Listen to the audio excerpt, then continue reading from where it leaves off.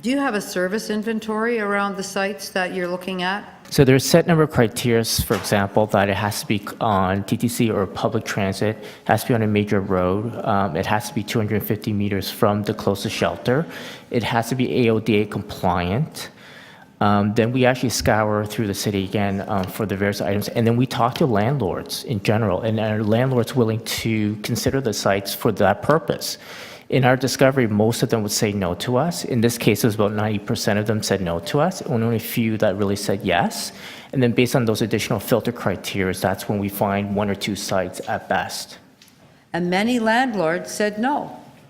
Many landlords said no.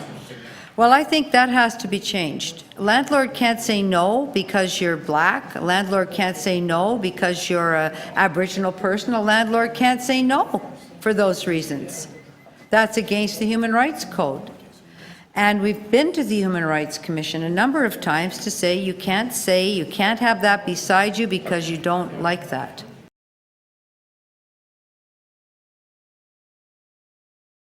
In September 1999, the City of Toronto entered into a 5-year lease for the 1673 Kingston Road building that was a nursing home, and for a rent of $24,000 a month.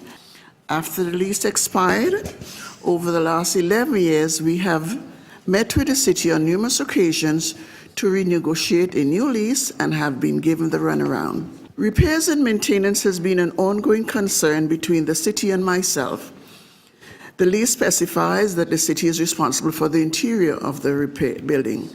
The city has never had proper maintenance staff to tend to the daily, weekly, and monthly upkeep of the buildings. I have continuously been called for repairs for flooring, bathrooms, painting, locks, hinges, push-out bars. These are what a maintenance person should be doing, and the city has not had someone there. They had a cleaner, and at times the place wasn't well clean.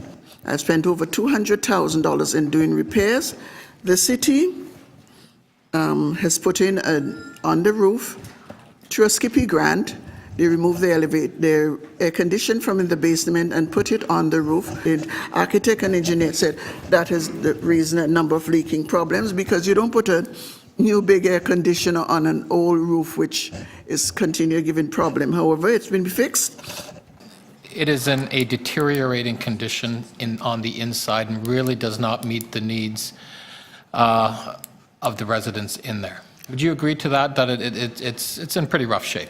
Well, as I mentioned here, a building needs to be maintained, in that you need to, if a piece of the wall is kicked in by a resident or something, you need to plaster it, yes, and you need to paint it.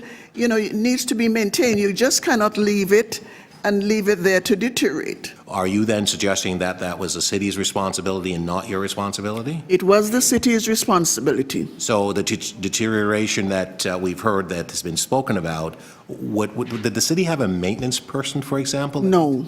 No. Was there a company contracted? No. So how was the maintenance done? They would call somebody outside of somebody, they'd call a contractor from outside, like, I mean, a simple thing like a toilet handle that broke, that they will call somebody to outside the contractor to fix it. How large is your building? The building? Yes. 22,000 square feet. Right. And what was your rent that you collected on a? Oh, $24,000. 24,000. And this is since 1999. They have not given an increase.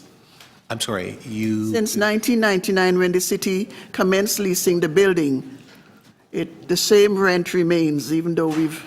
To current day 2015? To current date.